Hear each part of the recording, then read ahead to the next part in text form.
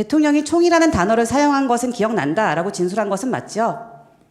그 부분도 답변 드리기 제한됩니다.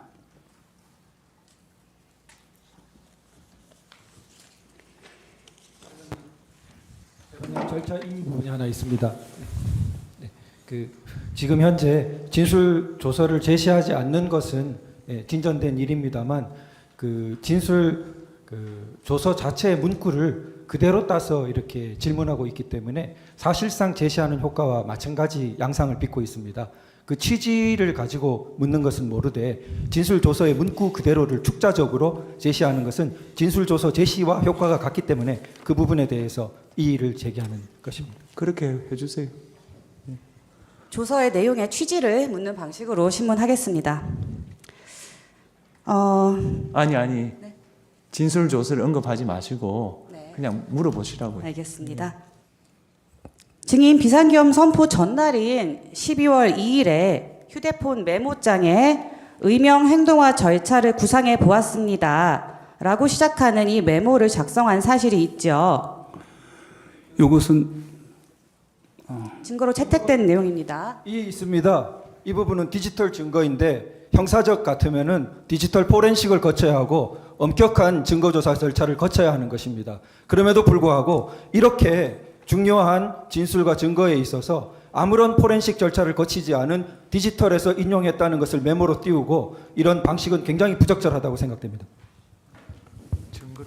디지털 증거는 국민들의 어떤 신뢰성이 굉장히 높지만 실질적으로 변조라는 게 굉장히 쉽기 때문에 이 부분 좀 더 거쳐서 증거 능력 조사를 거쳐서 제시돼야 합니다. 아니 똑같은 말 하지 마시고요.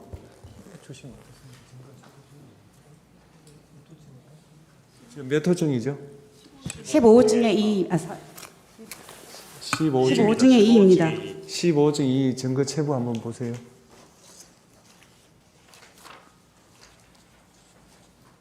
채택됐어요? 예, 물으십시오. 채택됐습니다. 증인이 이 자리에서 수사기관에서 진술했던 내용들을 모두 묵비하고 기억나지 않는다거나 말하는 것이 제한된다고 하는 것보다는 보다 떳떳하게 이를 밝히는 것이 국가와 국민에게 진정으로 봉사하고 헌신하는 길 아닙니까? 개인의 안위를 위해서 지금 모든 진술을 거부하시겠습니까? 이의가 하나 있습니다. 지금 화상기에 아까 전 메모가 계속 띄워져 있는데 질문도 그 내용 관련이 끝났기 때문에 화상기에서 치워주시는 것을 좀 부탁드립니다. 질문하시죠. 증인 김효연 장관에게 아까 그 메모로 작성한 서울의 국회에서 비생 상황이 발생할 때 수방사가 조치할 상황에 대한 보고를 휴대폰 메모장에 작성한 이후에 또 본인의 휴대전화로 문을 열거나 부수는 데 사용하는 도구, 쇠지렛대, 국회 해산이 가능한가요? 등을 검색한 사실이 있죠. 예, 이것도 그거를 작성하다 보니까 용어가 생각이 안 났어요. 그래서 이 도구가 이름이 뭐지? 그래서 제가 처음 인터넷에 워딩을 넣을 때 문을 부수는 이런 단어를 썼더니 쇠지렛대라고 나오더라고요. 그래서 그 쇠지렛대를 거기다가 언급을 했던 기억이 납니다. 이 있습니다. 이 부분도 수사 보고서인데 보통의 형사 재판 같으면은 이 증거 절차를 거쳐서 제시될 수 없는 문건입니다. 이런 부분이 지금 현재 이렇게 아까 전에 조서와 마찬가지로 제안합니다. 예. 네, 계속하십시오. 증거 채택된 데 대해서 계속 같은 취지로 항의하시면은 저는 신문을 방해하는 거로 생각할 수밖에 없습니다. 증인의 부관이나 증인의 지휘관들이 듣지 않은 내용, 기억에 반하는 내용을 허위로 이야기해서 증인을 곤란하게 할 특별한 이유가 있습니까? 저는 저의 부하들을 믿고 절대 그러지 않을 부하들이라고 확신합니다. 증인은 아까 말씀하신 것처럼 수방사 병력은 실제 국회 본청에 진입을 하거나 국회의원들을 끌어내는 임무를 수행한 것은 없다. 이렇게 얘기를 하고 계신데 그럼 수방사 병력이 그런 일을 하지 않았는데 증인이 대통령이 하지도 않은 말을 지어내서 기억에 반해서 대통령과 증인의 책임을 무겁게 만드는 진술을 검찰에서 굳이 할 이유가 있었나요? 그 부분에 대해서도 답변 드리지 않겠습니다. 증인이 아까 출동할 때 구체적 임무를 부여하지 않았느냐라는 질문에 대해서 맞다고 대답을 하였습니다. 근데 증인이 현장에 도착한 병력에게는 현장에서는 상황 평가를 하고 지시를 했죠. 아까 말씀하신 내용은 비무장으로 총기와 탄약을 두고 진입해라, 국회로 이동해라라고 지시하시고 그와 함께 국회로 들어가서 양재형 협력관 만나서 출입 인원 통제해라, 본청 게이트 받아서 막아라라는 내용으로 지시하신 적 있죠.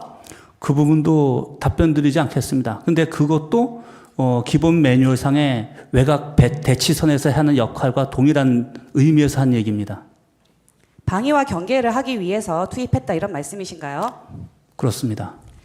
증인 아까 그 피청구인 측에서 제시했던 갑 121호증의 이 김창학 단장과 이진우 사령관 사이의 통화를 보면 증인이 이제 담 타고 이제 집어넣어 보내라고 지시를 하고 김창학 재판관님, 그거는 저희가 증거 인부 절차를 거치지 않은 내용입니다. 방금 조금 전에 증인께서 제시하셨 의로증입니다. 저희는 의로증입니다. 저희가 동의한 증거입니다. 증거 동의. 저희는 요거만 제출했습니다. 아니 증거 저희가 제출한 증거와는 전혀 다릅니다. 부분이 다르다는 건가요? 증거 설명서에 있었습니다. 증거로 제출되었고 저희가 아니요, 저희는 직접 혐의를 제출했기 때문에 이 부분만 저희가 증거로 제출했습니다. 한번 몇 호증이라고요? 121호증의 2호증 2입니다. 띄워보세요.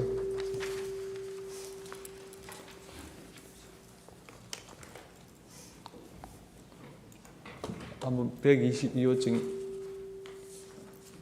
11 한번 띄워보세요.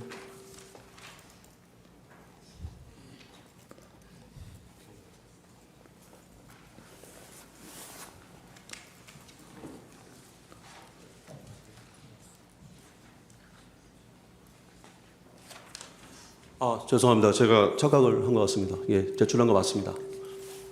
예, 시계 넣으십시오. 하세요. 제가 질문 좀 드리겠습니다. 청구인 측 김진환 변호사입니다.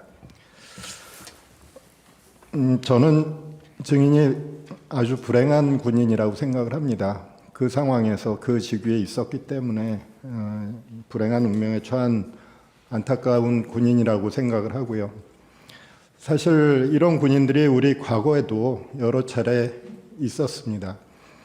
아까 그 증인이 알고 계신 법이 몇 가지 있다고 했는데 증인 헌법도 아시나요? 헌법 알고 계십니까? 군과 관련된 부분만 좀 알고 있습니다. 네, 군과 관련된 부분입니다. 헌법 5조 2항에 네. 군의 정치적 중립성을 규정하고 있는데 네. 이 규정에 대해서 알고 계신가요? 알고 있습니다. 이 규정이 헌법에 왜 들어갔다고 생각하시나요? 있습니다. 증인 신문은 경험한 사실에 대해 해야 되는데 지금 평가적인 의견이나 지식 차원을 묻고 있습니다. 있습니다. 헌법에 대해서 알고 있다는 걸 알아보기 위한 거니까 신문하십시오. 네, 이 정치적 중립성 규정이 헌법에 들어간 건 과거에도 증인과 같은 불행한 군인들이 많이 있었기 때문이라고 저는 생각을 합니다. 혹시 하실 말씀 있으시면 하셔도 좋고요. 방금 변호사님께서 불행한 군이라고 얘기하시는데 상황은 그렇습니다. 근데 불행한 군이라고 생각하지는 않고 군인은 이 부분도 나중에 우리 재판관님께서 이 부분에서 저에 대해서 한번 의견을 좀 시간을 주시면 제가 왜 그날 투입하게 됐는지 그리고 그거에 주저하지 않았는지에 대한 입장을 한번 얘기하겠습니다.